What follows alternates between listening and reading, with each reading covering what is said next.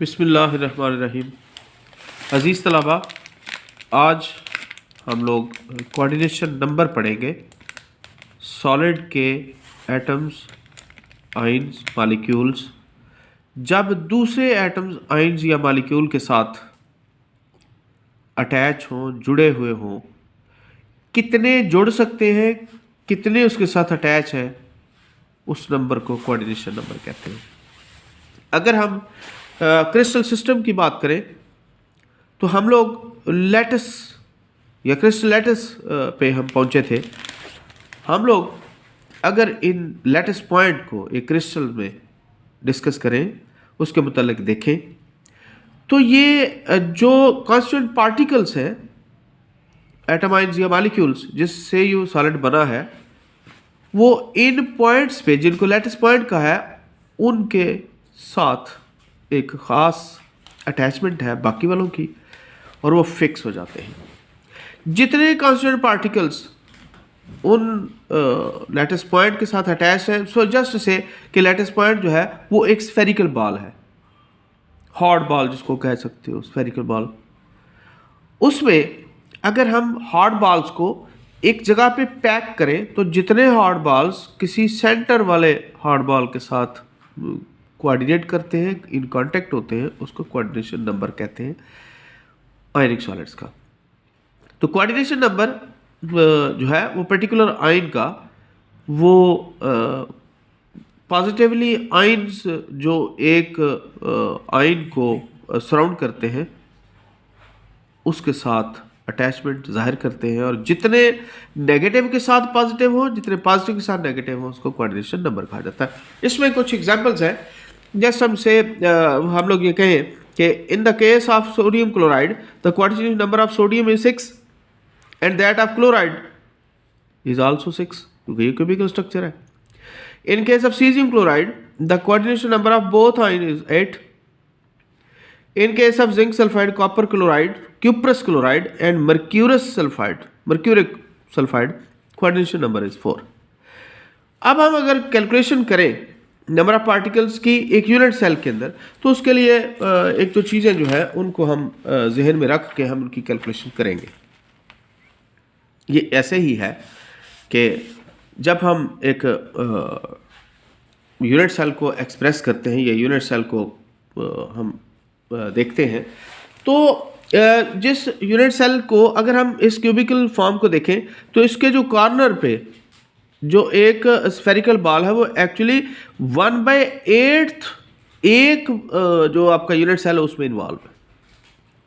तो उसका मतलब ये होगा कि इसकी कंट्रीब्यूशन जो है 1/8 टाइम्स जो है या 8th पार्ट जो है वो यूनिट सेल के अंदर यूज़ होगी।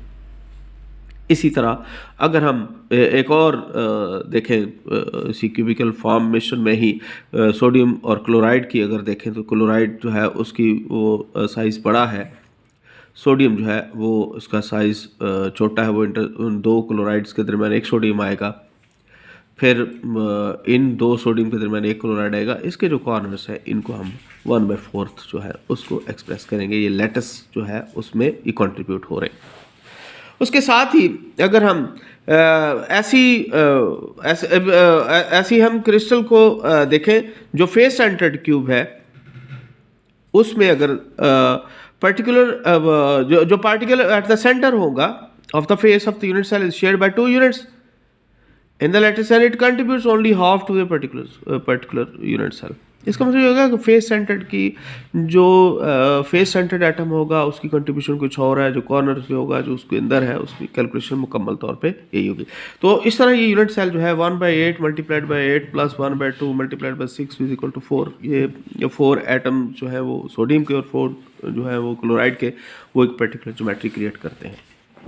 इसी तरह जो फेस सेंटर्ड ज्योमेट्री है आपके सामने, वो उसको भी अगर हम देखें तो सेंटर्ड, एक्चुअली ये बॉडी सेंटर्ड उसका ज़्यादा बेस्ट वर्ड होगा, बॉडी सेंटर्ड के लिहाज से। तो अगर पार्टिकल जो है जो बॉडी सेंटर के अंदर यूनिट सेल जो बिलोंग करता है उनके पर्टिकुलर जो यूनिट सेल में, तो ये डायग्राम जो है ये हमारे यूज़ में आएगी। इसमें ये बॉडी सेंटर में ये पड़ा हुआ है पूरी, उसके अंदर लैटिस के अंदर, ये यूनिट सेल के अंदर ये सेंटर में है। इस तरह इसकी कैलकुलेशन है 1/8 मल्टीप्लाइड बाई +1 = 2, तो 2 हो सकते हैं इसमें। उसके अलावा कैलकुलेशंस हैं जो number of atoms in unit cell simple cubical जो है उसमें 8 कॉर्नर्स हैं और मल्टीप्लाई, अब जो क्योंकि एक क्यूब जो है 1/8 होती है, एक एटम जो है वो एक कॉर्नर पे होगा। उसके बाद बॉडी सेंटर जो है उसके अंदर की कैलकुलेशन क्या, 8 × 1/8 +1 मल्टीप्लाइड बाई 1 = 2, इसको भी आप देखेंगे।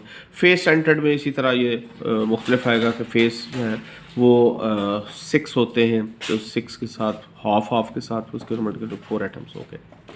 तो फार्मूला जो है यूनिट सेल्स के अंदर ये मुख्तलिफ होगा जो एक्सप्रेस करेगा कि जो सब्सटेंस है उसकी डेंसिटी क्या है। तो क्रिस्टल जो है अगर मॉलिक्यूलर प्रॉपर्टीज़ के ऊपर बेस करे तो उसमें भी नंबर ऑफ पार्टिकल्स जो है वो पार्ट प्ले करते हैं। इसमें एक मैथमेटिकल डेरिवेशन हमारे पास आता है कि ρ = Z × m × Avogadro's number multiplied by volume. ये एक छोटी सी कैलकुलेशन है, इसके साथ आपने इन पार्टिकल्स को अल्टीमेटली कैलकुलेट करना है। Thank you.